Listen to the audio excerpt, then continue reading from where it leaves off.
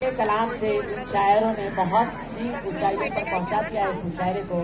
और मुझे यकीन है कि अगले शायर अब्दुल्ला गगनपुरी साहब जो गगनपुर से आए हैं वो इन ऊंचाइयों में इजाफा करेंगे।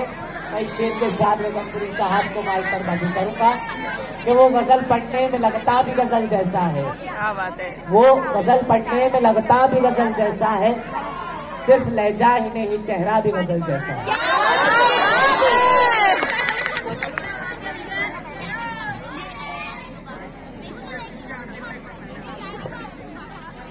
यहाँ पर मौजूद तमाम ससुराल के लाडले दामाद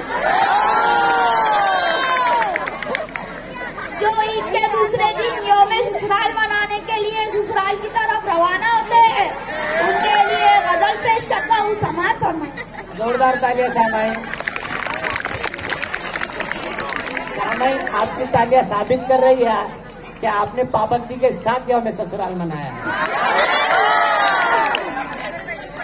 गगनपुरी साहब, मैं मानता हूँ कि यौम ससुराल ये एक ऐसा त्योहार है जो साल में 2 मरतबा मनाया जाता है।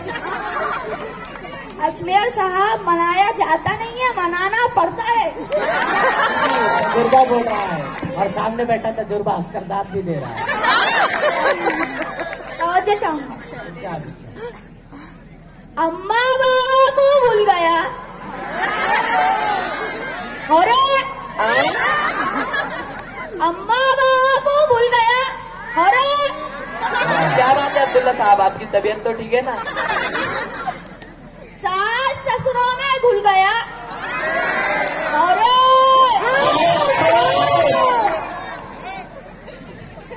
कल तलक एक मुक्की सिनेमा था, अब तेरा मुंह भी खुल गया और जब से दूसरी को घर को लाया है पहली वाली को भूल गया और नाक पकड़े तो दम निकल जाता, नाक पकड़े तो दम निकल जाता, लड़ने मरने पे तुल गया और काउंसलर बनकर क्या फुदकता है, काउंसलर बनकर क्या फुदकता है, अपनी औकात भूल गया और शादी होते बन गया साबुन, इतनी सी बारिश में घुल गया और कितना दुबला था, पतला था, पप्पड़ था, शादी होते खुल गया और पारसा बन गया कते अब्दुल्ला, पारसा बन गया कते अब्दुल्ला, 4 शब्दों में धुल गया। यहाँ पर मौजूद 10th के बच्चों के लिए एक शेर कहता हूँ, उस पे अमल कीजिए।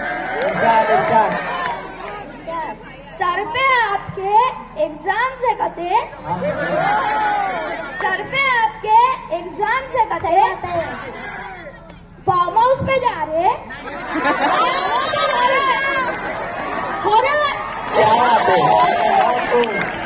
प्रोग्राम होगा, सीधा घर को जाके पढ़ते बैठना। बहुत सामाइन, आपने इस मुशायरे को बहुत अच्छे से समाप्त फरमाया। वो इज्जत की जो एक कामयाब मुशायरे को देनी चाहिए, पर